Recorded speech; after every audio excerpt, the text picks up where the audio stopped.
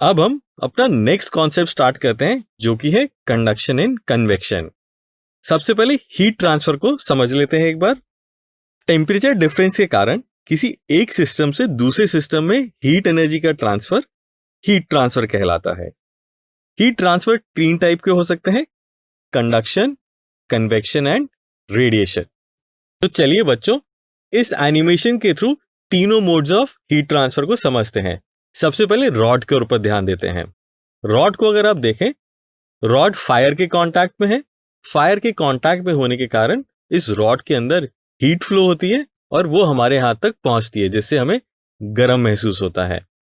Second, अगर आप convection को देखें तो जब हमारा हाथ फायर के थोड़ा सा नजदीक होता है तो जो एयर है which is in contact with fire वो गर्म हो जाती है और वो मूव करके हमारे हाथ को गर्मी पहुंचाती है। अगर हम हमारा हाथ इस फायर से थोड़ा दूर ले जाएं तो भी हमें थोड़ी थोड़ी गर्मी महसूस होती है। वो गर्मी हमें रेडिएशन के कारण महसूस होती है। इन तीनों के बारे में हम आगे और डिटेल में पढ़ेंगे। तो सबसे पहले हम कंडक्शन के बारे में पढ़ते हैं। यदि टेम्परेचर डिफरेंस के कारण किसी बॉडी के दो एडजेसेंट पार्ट्स में हीट ट्रांसफर होती हो तो इसे हम कंडक्शन कहते हैं। यह मोस्टली सॉलिड्स में ऑब्जर्व किया जाता है। आपने एक्सपीरियंस किया होगा कि हम किचन में अगर एक स्पून को कुछ देर के लिए गर्म पैन के ऊपर रख दें तो स्पून भी गर्म हो जाती है, जबकि यह स्पून फायर के डायरेक्ट कांटेक्ट में नहीं होती है। और अगर यदि पैन के ऊपर इंसुलेटिंग हैंडल ना लगा हो तो हम पैन को छुएं तो हमारा हाथ भी जल जाता है। तो ऐसा इसलिए होता है कि कंडक्शन में जो भी मटेरियल के पार्टिकल्स होते हैं वो डायरेक्ट हीट एब्जॉर्ब करते हैं और हीट एब्जॉर्ब करके वो अपनी प्लेस पे वाइब्रेट करने लगते हैं। वाइब्रेट जब वो करते हैं तो जो उनके नजदीक के पार्टिकल्स हैं वो उसको एनर्जी ट्रांसफर करते हैं, जैसे कि यहां आप राइट साइड में एनिमेशन में देख सकते हैं। जो कैंडल के पास के पार्टिकल्स हैं वो ज्यादा वाइब्रेट करेंगे, कैंडल से हीट एब्जॉर्ब करेंगे और वो अपने राइट साइड के पार्टिकल्स को हीट ट्रांसफर करते जाएंगे। यहाँ पे आप देख सकते हैं कि पार्टिकल अपनी जगह को नहीं छोड़ रहे हैं, वो उसी जगह पर हैं। They are just vibrating about their mean position. इस प्रकार हीट एनर्जी बॉडी के एक पार्ट से दूसरे पार्ट तक बिना पार्टिकल के ट्रांसफर के ही पहुंच जाती है।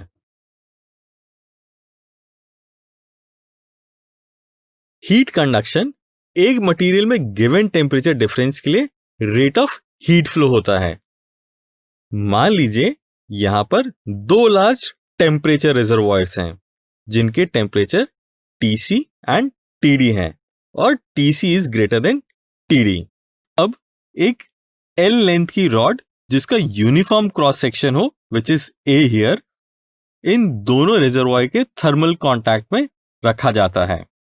इस मेटालिक बार की साइड्स को अच्छे से इंसुलेटेड किया जाता है जिससे कि बार और सराउंडिंग के बीच कोई हीट ट्रांसफर नहीं हो। अब रिजर्वॉयर सी एक कांस्टेंट रेट पर रॉड को हीट सप्लाई करता है एंड इसी रेट पर रॉड रिजर्वॉयर डी को हीट सप्लाई करता है और इसी को हम स्टेडी स्टेट कहते हैं। स्टेडी स्टेट में एक्सपेरिमेंटली यह पाया गया कि rate of heat flow temperature difference and area of cross section के डायरेक्टली प्रोपोर्शनल होती है एंड रॉड की लेंथ के इनवर्सली प्रोपोर्शनल होती है। तो हम रेट ऑफ हीट फ्लो को लिख सकते हैं H is proportional to A into TC minus TD upon L।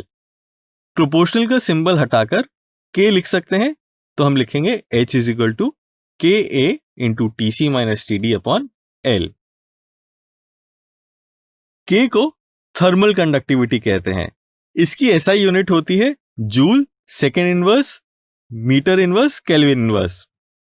इसे watt metre inverse kelvin inverse भी लिख सकते हैं। Watt is joules per second. Thermal conductivity material की कैरेक्टरिस्टिक होती है।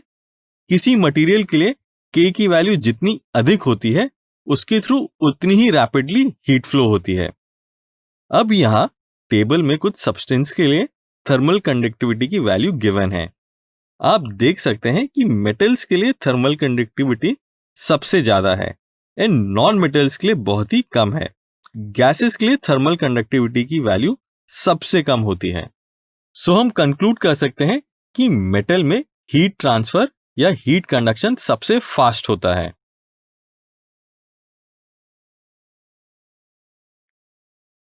तो बच्चों, आपने कभी सोचा है बर्तनों के नीचे कॉपर की कोटिंग क्यों होती है? क्विकली अभी जो हमने टेबल देखी थी उसको रेफर करिए और सोचिए कि बर्तनों के नीचे कॉपर की कोटिंग क्यों होती है। तो चलिए समझते हैं क्यों होती है। कोटिंग इसलिए होती है कि कॉपर की कंडक्टिविटी बहुत हाई होती है और इस कारण से वो जो भी हीट एब्जॉर्ब करता है फ्रॉम गैस, वो यूनिफॉर्मली पूरे वेसल पे डिस्ट्रीब्यूट हो जाती है। साथ में कंडक्टिविटी क्योंकि हाई होती है तो वो जल्दी हीट अप भी हो जाता है, हीट लॉसेस भी मिनिमल होते हैं। तो बच्चों, आप लोग घर जाके देखिएगा कि घर के कितने बर्तनों में नीचे कॉपर की कोटिंग है।